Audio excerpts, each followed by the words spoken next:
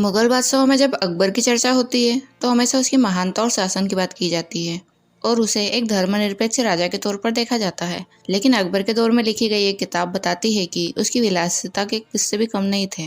बेशक वो बादशाह थे और उस दौर में एक बादशाह की कई रानियां हुआ करती थी और उनसे जुड़ी कहानियां भी ऐसी होती थी कि एक बार को अकबर की महानता पर ही संदेह होने लगे। दोस्तों, आज की इस वीडियो में हम आपको अकबर की 3000 रानियों की कहानियों के बारे में बताने वाले हैं, जिसे देखकर आपको भी विश्वास नहीं होगा कि उस दौर में ये सब भी होता था। दरअसल ये उस दौर की बात है जब मुगल शासक अकबर मथुरा के नज़दीक के जंगल में हिरन के शिकार का लुत्फ उठा रहे थे। उसी समय उसे सूचना मिली कि दिल्ली में बगावत होने की आशंका जताई जा रही है। इसके बाद ही अकबर अपनी सेना के साथ दिल्ली के लिए निकल पड़े। इसी बीच उसने आगरा में भी कुछ दिन बिताए और यहीं उन्हें एक ख्याल आया कि क्यों न शादी के जरिए आगरा और दिल्ली के सरदारों को जोड़ लिया जाए और उसने इस पर आगरा के सरदार से चर्चा की। तब के दौर में शादी के जरिए कूटनीति राजनीति संबंध बनाना बहुत आम था और आगरा के सरदार को भी अकबर का यह इरादा जच गया। इसके बाद क्या था, बादशाह ने कव्वालों और किन्नरों को बुलाया। आपको बता दें कि उस समय में कव्वाल वो होते थे जो लड़की के पिता के पास शादी का पैगाम लेकर जाते थे और किन्नरों को रईसों के हरम में उनकी बेटियों को चुनने के लिए भेजा जाता था। वहाँ उन्हें देखना होता था कि रईसों की बेटियों में से कोई हरम के लायक है भी या नहीं। ये फरमान जैसे ही रियासतों में आम हुआ वैसे ही शहरों में अफरा तफरी और आतंक का माहौल पैदा हो गया और शहरों के रईसों और अमीरों पर तो जैसे ये खबर कहर बनकर टूटी। मगर बादशाह के फरमान को ना मानकर कोई बादशाह को कैसे चुनौती दे सकता था। बादशाह की मर्जी के आगे किसकी चलती।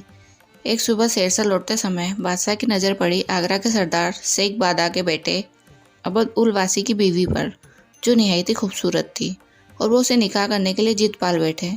जिसके बाद अकबर ने आगरा के शेख के पास इस निकाह के लिए एक पैगाम भेजा और ये सुनकर शेख और उसके बेटे पर तो जैसे आसमान ही टूट पड़ा।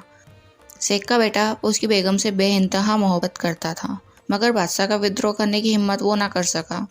उस समय का यह नियम था कि यदि बादशाह को कोई लड़की पसंद आ जाए और यदि वो पहले से शादीशुदा हो तो उसके पति को उसे तलाक देना होता था।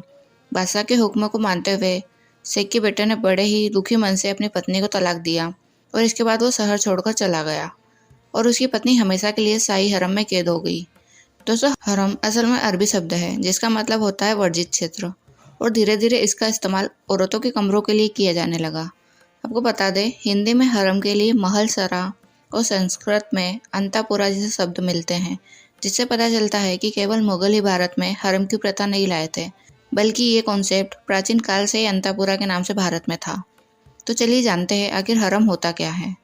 हरम महल का वो छुपा हुआ हिस्सा होता था जहां मुगल बादशाह अपने रानियों, बेगमों, रखेलों और दासियों को छुपा कर रखते थे। हरम में किसी भी व्यक्ति के आने पर पूरी तरह से मनाही थी। हरम में महिलाओं को हर तरह की सुख सुविधाएं मुहैया करवाई जाती थी। महंगे कपड़े, ज्वेलरी व सारे ऐशो आराम वहाँ मौजूद थे। महिलाओं के लिए हरम में ही पूरा बाजार भी सजाया जाता था। बादशाह चाहते थे कि उनकी शरण में आई सभी महिलाएं सुखी व सुरक्षित रहे, मगर ऐसा हो नहीं पाया। हरम में रहने वाली महिलाओं ने कभी खुद को इतना सुरक्षित व सुखी नहीं पाया कि वो ताउम्र वहाँ खुशी से रहे। और जिन औरतों को बादशाह राह चलते पसंद आने पर जबरदस्ती हरम में उठा लाते थे, उन्हें हरम में तब तक रहने दिया जाता था जब तक वो बादशाह को खुश कर सके, और ऐसा नहीं होने पर उन्हें हरम से बाहर फेंक दिया जाता था, जिन्हें फिर समाज भी वेश्या कहकर धिक्कार देता था और वो दर दर की ठोकरें खाने पर मजबूर हो जाती थी और कुछ इसके बाद आत्महत्या कर लेती थी। कहीं ना कहीं लोगों में इसका खौफ भी बैठने लगा था, जिससे वो लड़कियों के पैदा होते ही उन्हें मारने भी लगे थे। हरम शब्द सुनते ही लोगों के जहन में ये ख्याल आता है कि यह वही जगह होगी जहाँ बादशाह जीते हुए राज्यों से जीती हुई सुंदर महिलाओं को लाकर रखते थे, मगर ये पूरी तरह से सच नहीं है। हरम में महिलाएं बहुत ज़्यादा संख्या में होती थी, क्योंकि हरम में नर्तकियाँ, मनोरंजन करने वाली रखेल, दासियाँ, नौकरानियों की टोली और युद्ध जीतने के बाद उस राज्य से जबरदस्ती उठाकर लाई गई महिलाओं के साथ साथ शहंशाह की माँ, दाई माँ, बहन और पत्नियां भी रहा करती थी। फर्क बस ये था कि बेगम मरियम यानी बादशाह की माँ वो बहनें हरम के बीच में ज़्यादा सुख सुविधाओं के साथ रहती थी। मुगल शाही हरम का कल्चर पहले मुगल बादशाह बाबर से लेकर आखिरी बादशाह बहादुर शाह जफर तक रहा, लेकिन मुगल हरम की असली खूबसूरती की बात अगर की जाए तो वो अकबर से शुरू होती है और जहांगीर, जिन्हें सलीम के नाम से जाना जाता है, इनके समय में हरम की खूबसूरती अपने एक्सट्रीम पर थी। वहीं औरंगजेब, जो अपनी क्रूरता के लिए जाने जाते थे, उनके शासन के साथ ही हरम अपनी पहचान खोते चले गए, क्योंकि इसके बाद मुगल बादशाह कमज़ोर और क्रूर हो गए थे। सही मायनों में कहा जाए तो अकबर और सलीम के बाद हरम केवल रंग रलियों का अड्डा बन गया था। लेकिन यह भी नहीं है कि अकबर और सलीम के वक्त हरम महिलाओं के लिए स्वर्ग हो। महिलाओं की जिंदगी जेल में बंद किसी कैदी की तरह ही होती थी। वो कहते हैं ना, पिंजरा चाहे लोहे का हो या सोने का, पिंजरा तो आखिर पिंजरा ही होता है। एक बादशाह की 200 से 300 बेगमें होती थी, जिनसे उनकी शादी सिर्फ राजनीतिक संबंध मजबूत करने के लिए, कोई राज्य हड़पने के लिए या किसी संधि के लिए होती थी। और फिर उन रानियों को बाकी का जीवन हरम में कैद होकर बिताना होता था। हरम में चाहे कितनी ही सुख सुविधाएं क्यों ना हो, फिर भी वो कैद में तो थी ही। आपको बता दें कि हरम से बाहर जाने पर सख्त मनाही थी। कोई भी महिला हरम में एक बार आने के बाद अपनी मर्जी से फिर कभी बाहर नहीं जा सकती थी। और ऐसा कौन है जिसे आज़ादी पसंद ना हो। इतनी औरतों में से कई अपने मन से तो कईयों को जबरदस्ती लाया गया था और कुछ के पतियों को मारकर उन्हें दासी बनाया गया था। और ऐसे में कहीं ना कहीं बादशाह को बगावत का डर भी रहता था कि कहीं सारी औरतें आपस में मिलकर बगावत ना कर दे। और बादशाह एक साथ इतनी सारी औरतों से शारीरिक संबंध भी नहीं बना सकते थे।